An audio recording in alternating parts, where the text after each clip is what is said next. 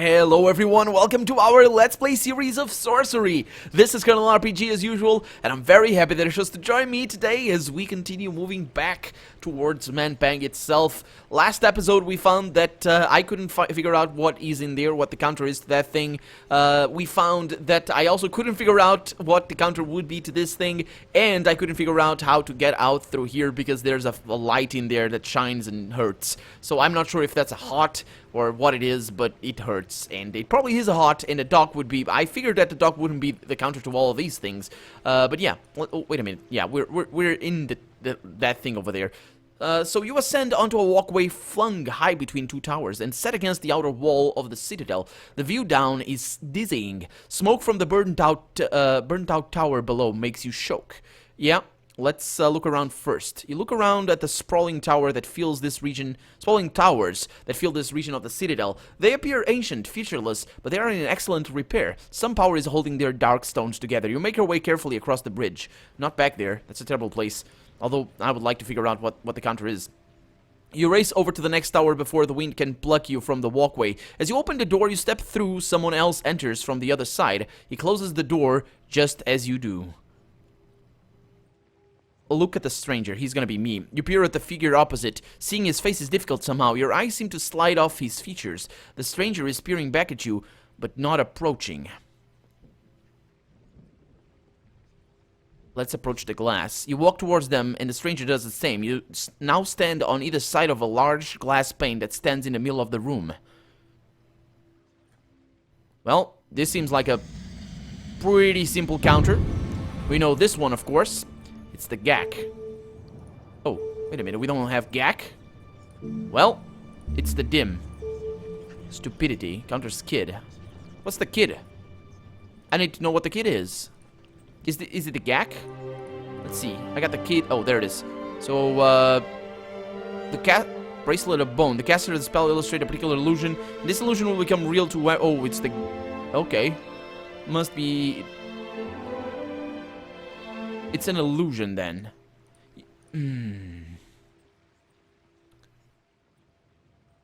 Who are you? Where am I? The stranger responds. Even speaking to him, you cannot seem to look directly in his face. How did you come here? Never left. Are you a creature of magic? I am a matter of fact, he says. Do you know about spells? I have forgotten swordplay, the creature agrees. Do you know the Z spell? I cannot cast the spell of resurrection, the creature replies. Do you know the kin spell? I lost the spell of sixes, the figure answers. That's the kin. No, that's the six.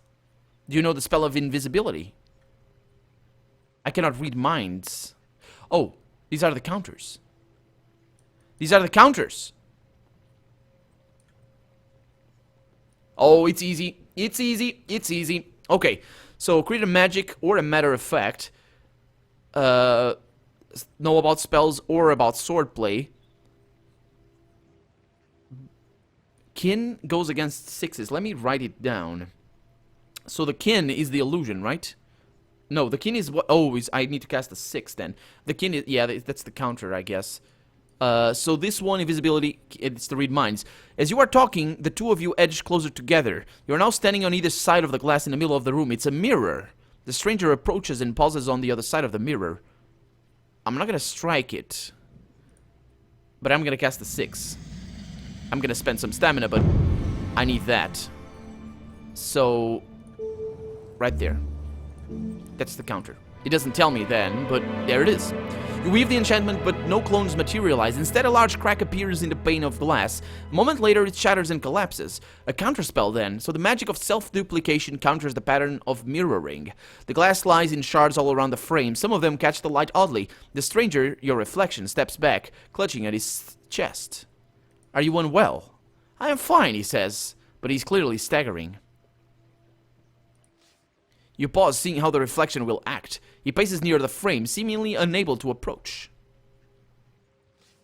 You step through the empty frame, glass crunching under your boots. The reflection draws his sword, unaffected by your movements. It seems he is now free to act. Leave me, he says, or I will send you back. Who are you? He shakes his head. I will not fall for your tricks. You may look like me, but I know you are only an apparition.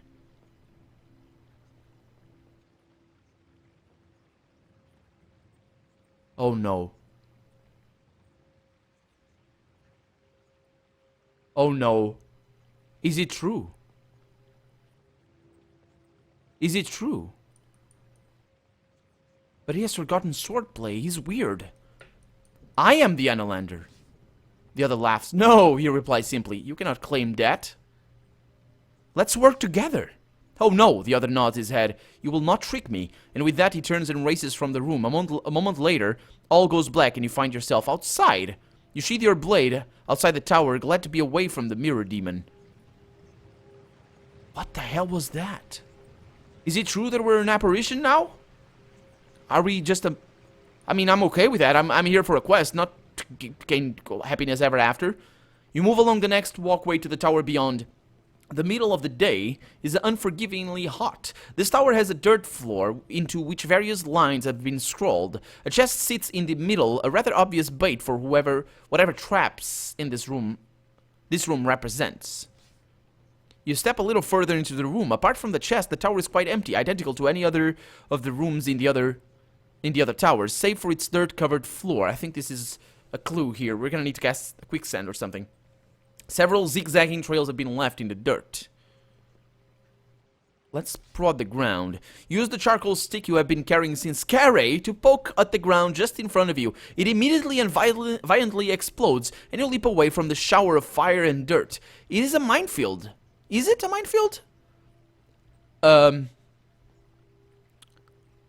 Well, the how would work. And I'm gonna cast the how here. If it is a minefield, it's easy. Unless the how just tells me, go away, don't be here, this is a terrible place. Yeah. Let's go with the how. The huff could work as well. Let's try the huff. Because if it's dirt, it's gonna blow away the dirt and reveal the mines. Consulting the constellation above you, bind the spell, placing the gale horn to your lips and playing a clear tone. Then you open your arms and allow the wind to snatch you up, blowing you across the minefield and depositing you safely on the other side. That wasn't what I wanted. And that was actually kind of weird. Let's go back. No, stop playing with the water. It's just a terrible idea. So over here again. You return cautiously to the dirt-strewn minefield and its zigzag paths.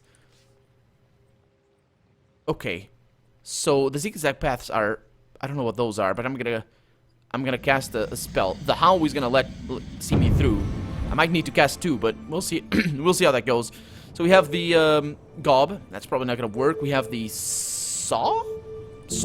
Oh yeah, that's not a cat. Well, that could work. We have the sap here, or we have the sus. I would think, right? Sun. I have the sun. Well, anyway, we know what to cast here, and we're gonna cast it, and that's the how right there. So someone has clearly passed through here before and lived. Follow their example. Okay. Take a step forward. Nothing happens. Jump forwards. Okay. You jump a few paces forwards, but your foot has barely touched the ground when there is another explosion underneath your feet. You hurl yourself towards the door, and your legs taking the brunt of the impact. As your skin sizzles, you brace again against the wall to bandage the limb. Let's examine the trails. You scrutinize the trails in the dirt. One is well worn, the dirt smooth from many tricks back and forth across the minefield. There is another which passes right by the chest. It is much more hastily made, and is as if someone had run through the dirt. Let's follow that. Hopefully I won't die. I can actually pray for a little bit of healing right there. That was a lot of damage that I took. You follow the hastily drawn trail in the dirt. As you step near the chest, however, you hear a click. Let's run. You dash forwards, the explosion searing your back. You escape the worst of the explosion, however, and arrive at the other side. You reach the other side, a hard-earned destination. You waste no more time and sleep gratefully from the tower. Oh, damn it. It's not what I want. That was a waste. Well, but now I learn. Anyway, let's enter. We know what... Follow the well-worn trail. That's gonna work as well. And right there. Yeah. Might as well just do it. So step back out, just move on, and let's see where we are going. The very air around you seems fetid and mean. Which route will you choose? Well, I haven't been on that one. I haven't been on this one either. So what I will try to do is I'll try to... So I haven't been there. So I'll try to go to this one. No, I'll try to go to this thing over here, see what this one is, and then go over there, and then go through here. I think that's going to be a better course of action. This tower is going to be filled with something stinky. The wind picks up as the evening draws on. Soon it will be dark once more. You approach the next tower. 2 steps in, you freeze. A giant is standing in front of you. Okay, let's look at the giant. Giant is milling around the space without clear purpose. It is clearly under some form of enchantment. You notice something large and white is hanging from the ceiling above you. What would be large and white? What would be large and... What's the name of that? Tower of Giants. Okay, let's try and figure out the Bracelet of Bone. The caster's spell can concentrate a particular illusion, and this illusion will become real to the others. However, affected creatures... Yeah, that would be it, right? A big bracelet. Because I don't really have anything else that's white over here. And that's the only... That's the only real... Stone dust, no. I mean, it's fine to cast that thing. Vial of glue, rock demon tooth. Could be the rock demon tooth, but let's go with the where is it? Where is it? Come on, brass pendulum? No. Pearl ring, yeah. So it's the tell. Now, counters tell. What counters... I need to figure out what counters that. What counters Yaz? That would be Yap, Rap, Kid. That would be tell, right? What counters Yaz? I'm looking for a counter here. Counters tell. Something counters Yaz. That's no counters 6. Counters Yaz. That would be the tell. Yeah. Okay. So let's cast this spell. And I think I'm right in here. Let's cast the spell. If I have the tell, of course. Tell me I have the tell. I do have a T. I have a T, so that makes... Yeah, that makes it the tell right there.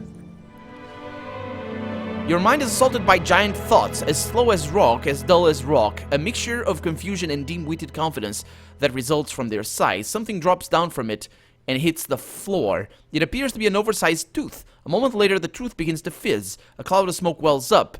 And from it steps a giant. You look up. The white thing near the ceiling looks back through 2 enormous eye sockets. It is a gigantic humanoid skull. Another tooth tumbles from the skull in the ceiling. It's a giant... I'm gonna grab the tooth. You snatch the tooth from the ground. It is hot to the touch, but cools rapidly in your palm. Let's make a move. The giants are stomping around each other, making the ground shake. There is no safe way to go to the other side of the chamber. Another tooth tumbles to from the skull on the ceiling. Grab the tooth. You snatch for the tooth, but you are not fast enough. And moments later, a third giant steps forward. The room, despite its height, it's starting to feel quite crowded. So... that would be... a big... that will let me grow in size. Oh! Reaching up to the stars, you create the magic you expect to begin growing, but instead, the giant begins shrinking, and they do not stop. A moment later, the room is quite empty once more. A counterspell, then. So the spell of giantism is countered by the giant summoning. By that of giant summoning. And the other way around, I suppose. So... why would I want to cast another spell? Can I go up there and grab all the teeth that I can? Or do I just want to leave the room? For the moment at least, the room is quiet, and you are free to cross to the far door. You cross the empty chamber. Yeah, let's get out of here. Well, we got something out of there. You return to the path and walk a short distance. You pause, enjoying the open air outside the tower, and take a moment to count your collection of giant teeth. You know, I have three. That's fantastic. Let's move on. Forget the stones. This place... Ooh, what did it say? This place feels like an open coffin, as though you were an ant, exploring the contours of its ruffled velvet lining. What is there What is there here to explore? Well, that's what we're finding out. Let's go over here, and then we'll fall back. Let's see if this is a terrible thing. The sun lowers towards the horizon. You cross the waters and push your way inside the next tower. But you freeze on the threshold. In place of a door, this tower contains nothing but a yawning pit clustered with thin needle-like spikes. A narrow stone walkway heads away from the door and leads out a short way over the pit, but it does not go as far as the door on the far side. So... What? In place of a floor, this tower contains nothing but a yawning pit clustered with thin needle-like spikes. So, look at the spikes. If there was a safe way down into the pit, one might be able to slip between the spikes, but the sides of the pit are also spiked, and to jump in would be quite suicidal. There is no ledge around the edge of this pit either. On a whim, you look up and notice that the ceiling is fairly high, and sports several misshapen rock protrusions. Move out onto the platform. What platform? You step onto the stone platform and feel curiously lighter. Oh no. You check your pack, but all your possessions are as you left them. Instead, you realize your feet are no longer touching the ground. You are floating. You spin around, trying to find something on the ground to hold on to, but succeed only in kicking yourself higher up into the air with all your jackknifing. Oh, no. What is going on? Oh, I'm being teleported. No! Eventually, you hit the ceiling and gently bounce off. Turning to look upwards, you see that the ceiling is studded with curiously shaped rocks, sticking out at random angles. Most are smooth and are small enough to grip. They have been deliberately placed. Gripping the rocks will allow you to navigate the room. Explore the ceiling, then. With some effort, you pull yourself along the roof. The room is fairly uniform, broken only by the inverted landscapes of rocks. Towards the center of the room, you spy a small depression in the ceiling. Let's go toward the center. You guide yourself towards the depression in the center of the room. Pulling along by the rocks is difficult, and you occasionally float off course. Below you, the spikes wait, but thankfully they are well out of reach. Arriving at the center, you see that there has been a small circle cut into the ceiling, and inside someone has carved a sigil into the stone. You swing over to look into the depression of the sigil, but you cannot stay still long enough to see it properly. You bob past the opening and away a short distance across the ceiling. Let's cast a spell. If I can cast the Zen here, that's gonna allow me to, I don't have the Zen. I have the Fix. That doesn't cost me stamina, does it? It's just the oak sapling. Let's go with that. I'm gonna fall. You begin the magic, striking the oak staff against the ceiling overhead. The spell infuses the air and fixes your hand to the rock overhead. And now I can look at the sigil. Yeah, it's number 2. Yeah, it's fall. Yeah, I know. I knew that.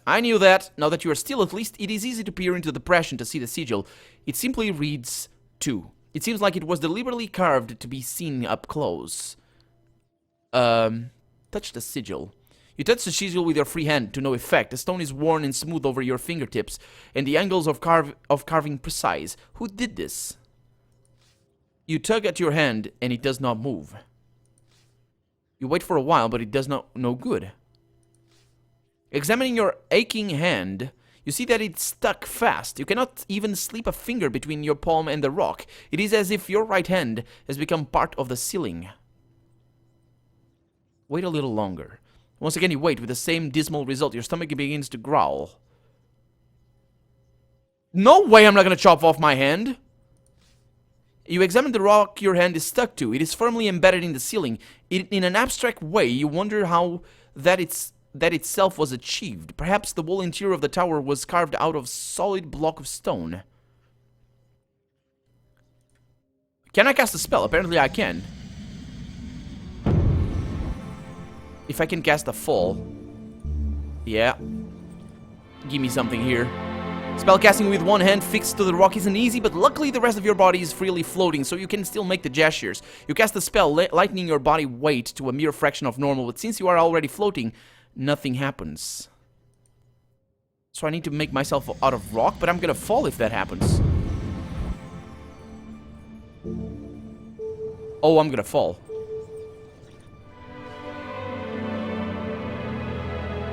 Oh, you bind the constellation into your design around you, tossing out a handful of stone dust. As the dust floats towards the ground, there is a lurch. You are suddenly hanging by your hand. The floating magic of the room has disappeared. Unfortunately, you are now dangling above a pit of spikes. With your stuck hand, the only thing keeping you alive. The fall spell then opposes the rock spell, but you are now in possibly the worst predicament you have ever faced. While drawing attention to yourself is probably more fatal in your current condition than your current condition is itself, you shout yourself hoarse all the same. No one appears. You wait a little longer. The spell of affixment is resolutely not fading away. It seems something above the towers is keeping it going. You are growing hungrier as you whittle away time. You cannot stay stuck here forever, but despair is creeping in. Could this be the end of your journey? You try to stay focused and calm, but the way out... There must be a way out of this. What way? I have so many spells, though. Okay. So what do we have? We have the Z. That's the zip. Oh, yes! Teleportation. Give me something here. You cast the enchantment, but nothing happens. It seems that such a spell cannot overcome the magic that has stuck you to the rock. Oh... Do I need to cast it again? What's the counter to fixedness? I don't... It's the counter to fixedness, but I shouldn't have... Oh, I'm gonna fall. I am so gonna fall. Can I cast the fall now? Okay. But the spell is in place. It's been countered. Yeah, I'm not strong enough to... I'm gonna fall. Well, that's gonna be my death. It's not too bad. It's not too bad. I think we have learned as much as we could. And of course I need to... I could cast my way out of this. Basically, cast all the things. That P right there, I have no idea what that is for. And we have the fix, which is... I really shouldn't have done that. I really shouldn't have done that. We have the how. Tell me. Oh! Oh. Yeah. Looking up to the constellation overhead, you craft the spell. A quiet voice speaks into your thoughts, but the voice is silent. Instead, you feel the right hand slackening, then slipping along the rock. A counterspell then. So the enchantment of pathfinding matches the spell of attachment. You are now relaxed hand sleeps from the rock. You have been freed, but without the magic keeping you afloat, there is nothing to stop you from falling to the spikes.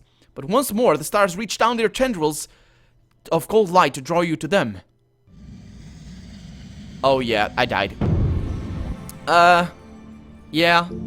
Yeah. Well, let's do the Z again. Outside of fields. Yeah. So what did I miss there? I missed a few towers. Not a whole lot. I don't think I'm gonna need anything from there, because we didn't really get a whole lot of them. So what I'll do is I'll go straight to Manpang now. I lost one stamina point. Yeah, I forgot about that. So you turn to the cloak and road leads west. Time to move west. Yeah. Let's go back over there.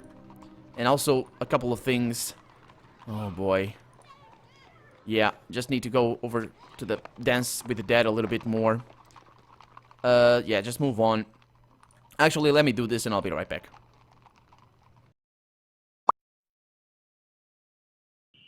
I was thinking I could go back over there and cast the res, but that's gonna take too long. I don't think, again, I don't think time is of the essence. But I'm kind of afraid of this place. And I don't think that's gonna be too important. So, let's just go. Let's not be here anymore.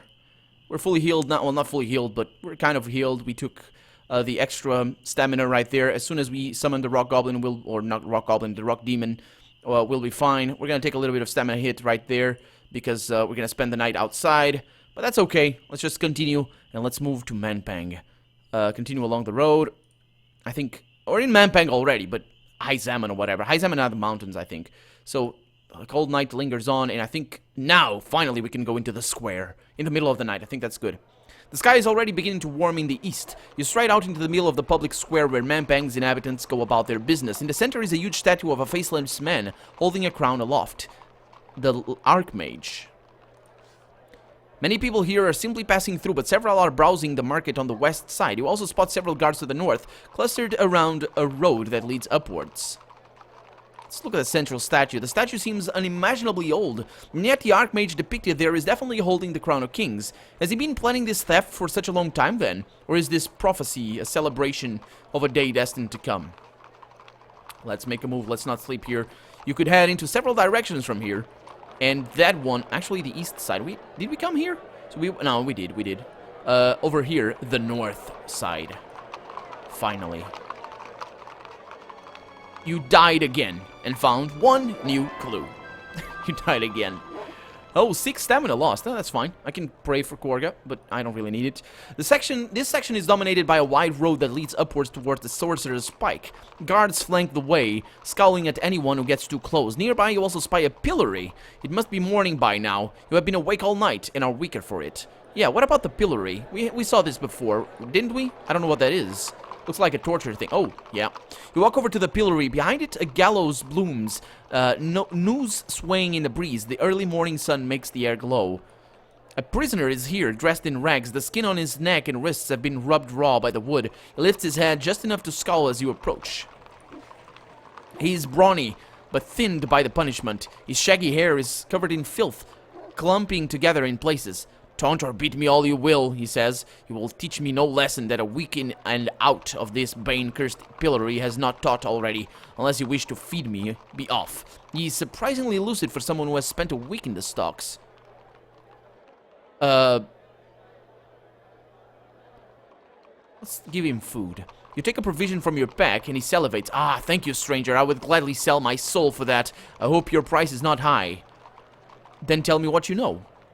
The prisoner shrugs. I am too weak to talk. I could eat the food myself. But I want to be gentle. Korga wants us to be gentle. Let's feed him. You feed an egg to the prisoner, and he eats with greed born of desperation.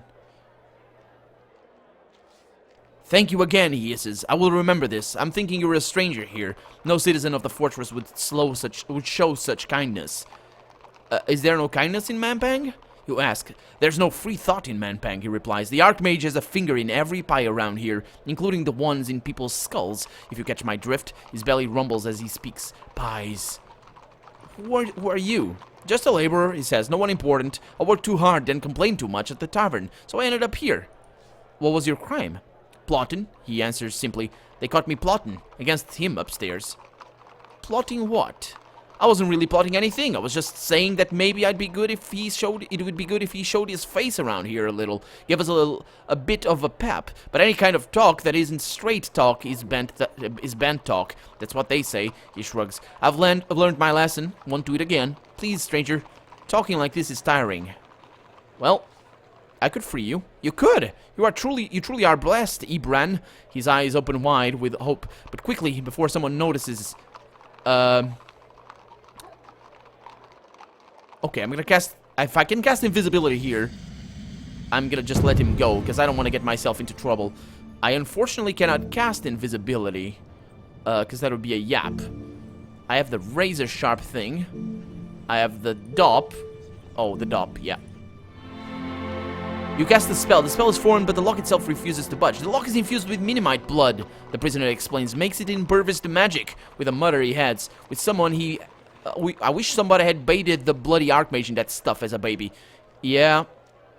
Okay, so let's... It's razor. I got plenty of beeswax. So I'm gonna need to cut this thing. I think it should be okay. But I don't know if I have... Oh, I don't have Raz? Okay, then what?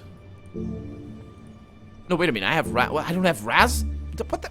I have Raz over there. What was I saying? What was It's this one. You're using a little of your beeswax, you cut the edge of your cutlass, and then cast your spell. The blade flashes and glows and as the metal binds itself tighter into a razor blade edge. And cut... through the lock. You slash through the metal of the padlock like it was a knob of goat butter. The gleam on your sword edge fades. The prisoner is free. He rubs his wrists and thank you profusely. You have tarried near the prisoner too long already. You will not be able to tell you any more. With a final nod, you move quickly away, and he rushes off in the opposite direction. You could head out into the square, or cut across the guarded road that heads uphill from here. Well, I guess I can't, because we're out of time for the day. So I'm Colonel RPG, and this has been Sorcery. I really hope you've enjoyed it, and if you did, go ahead and leave a comment, like the video, but above all, thank you so much for watching, and I hope I'll see you next episode. Bye-bye.